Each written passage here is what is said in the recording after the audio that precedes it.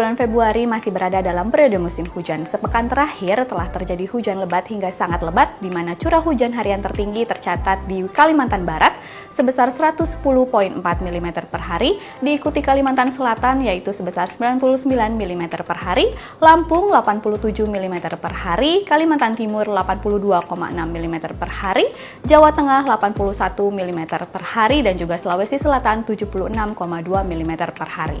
Hal tersebut dipicu oleh beberapa faktor. Yang pertama yaitu monsun Asia, di mana aliran angin yang membawa pasokan massa udara basah dari daratan Asia bergerak menuju Indonesia. Faktor kedua yaitu outgoing long wave radiation atau OLR yang bernilai negatif. Parameter ini mengindikasikan meluasnya tutupan awan tebal dan meningkatkan aktivitas konvektif. Faktor lainnya yaitu kombinasi fenomena Madden-Julian Oscillation, gelombang Rossby ekuator, dan juga gelombang Kelvin terpantau aktif di wilayah Samudra Pasifik sebelah utara hingga timur Laut Papua yang berkontribusi terhadap penguatan proses konvektif di kawasan tersebut. Pada episode kali ini kita akan membahas bagaimana kondisi dinamika atmosfer terkini dan seminggu ke depan bersama saya Yuni Maharani. Berikut informasi selengkapnya.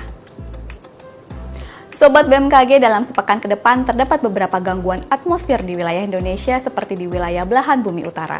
Terpantau adanya siklon tropis Penha, tepatnya di Samudra Pasifik Timur Filipina, dengan pergerakan ke arah barat dengan kecepatan angin sebesar 35 knot. Siklon tropis tersebut memberikan dampak berupa potensi hujan dengan intensitas sedang hingga lebat di wilayah Maluku Utara, Sulawesi Utara, Gorontalo, serta gelombang tinggi di perairan Kepulauan Talaut dan Samudra Pasifik Utara Maluku hingga Papua Barat Daya.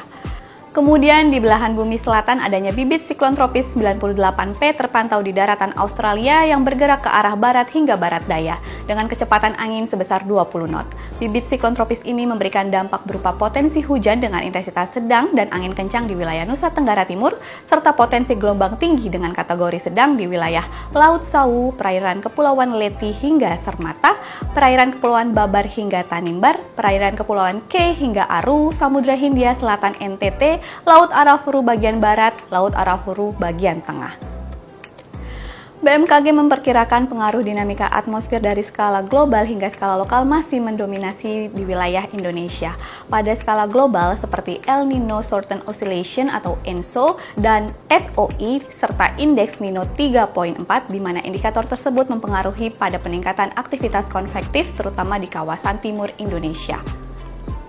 Selain itu, monsun Asia diperkirakan masih akan bersifat persisten hingga dasarian kedua Februari, didukung dengan adanya pergerakan seruakan dingin atau yang biasa kami sebut wilayah cold surge yang diperkirakan signifikan, serta indeks change atau cross equatorial northerly surge yang berada pada kategori tinggi. Oleh karena itu, potensi cuaca di wilayah Indonesia bagian selatan diperkirakan akan mengalami peningkatan yang cukup signifikan. Selain itu, gelombang atmosfer diprediksi aktif di sebagian wilayah Indonesia, gelombang Kelvin terdeteksi aktif di sebagian Sumatera, Jawa, Bali, Nusa Tenggara, Kalimantan bagian utara dan timur, Sulawesi bagian utara hingga tengah, Maluku Utara, dan juga Papua bagian utara. Untuk gelombang Rossby ekuator dalam sepekan ke depan terpantau masih aktif di wilayah Sulawesi, Maluku Utara, Maluku, Nusa Tenggara, dan juga Papua. Kombinasi antara MGO, gelombang Rossby ekuator, dan juga gelombang Kelvin terpantau aktif di wilayah Sulawesi, Maluku Utara, dan juga Nusa Tenggara. Sobat BMKG, kami sampaikan prospek cuaca di wilayah Indonesia dengan periode 6 hingga 8 Februari 2026 umumnya didominasi oleh kondisi cuaca hujan ringan hingga hujan sedang. Perlu diwaspadai adanya peningkatan hujan dengan intensitas sedang hingga lebat di sekitar wilayah Aceh, Sumatera Utara, Sumatera Barat, Riau, Jambi, Sumatera Selatan, Kepulauan Bangka Belitung, Bengkulu, Lampung, Bali, Kalimantan Barat, Kalimantan Tengah, Kalimantan Timur, Kalimantan Utara, Kalimantan Selatan, Sulawesi Utara, Gorontalo, Sulawesi Tengah, Sulawesi Barat, Sulawesi Selatan, Sulawesi Tenggara, Maluku Utara, Maluku, Papua Barat Daya, Papua Barat, dan juga Papua Tengah. Selain itu, berpotensi hujan dengan intensitas lebat yang disertai petir maupun kilat serta angin kencang dengan kategori siaga terdapat di kota Banten, Jakarta, Jawa Barat, Jawa Tengah, DI Yogyakarta, Jawa Timur, Nusa Tenggara Barat, Nusa Tenggara Timur, Papua Pegunungan, Papua, dan juga Papua Selatan.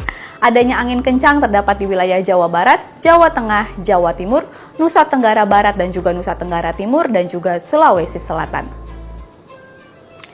Selanjutnya, cuaca di Indonesia dengan periode 9 hingga 12 Februari umumnya didominasi hujan ringan hingga hujan sedang. Perlu diwaspadai adanya potensi hujan dengan intensitas sedang hingga lebat terjadi di wilayah Aceh, Jambi, Sumatera Selatan, Lampung, Banten, Jakarta, Jawa Barat, Jawa Tengah, Yogyakarta, Kalimantan Barat, Kalimantan Tengah, Kalimantan Timur, Kalimantan Utara, Kalimantan Selatan, Sulawesi Utara, Gorontalo, Sulawesi Tengah, Sulawesi Barat, Sulawesi Selatan, Sulawesi Tenggara, Maluku Utara, Papua Barat, Papua Tengah, Papua, dan juga Papua Selatan.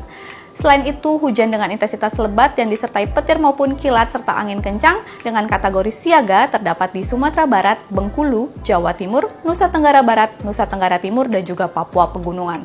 Selain itu, angin kencang juga berpotensi terjadi di wilayah Jawa Timur dan juga Nusa Tenggara Timur.